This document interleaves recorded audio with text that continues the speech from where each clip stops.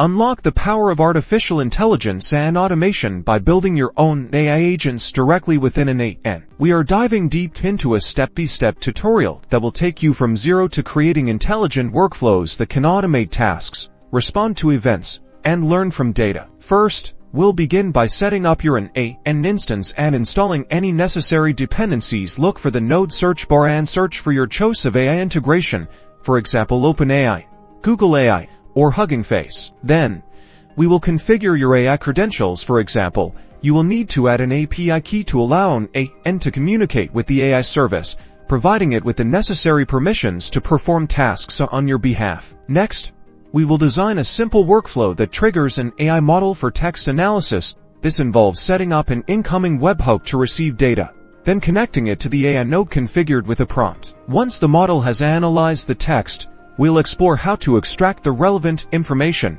in this case, maybe a sentiment score, and then use it to further refine the workflow. The AI output will be used to drive a decision-making process depending on the sentiment score.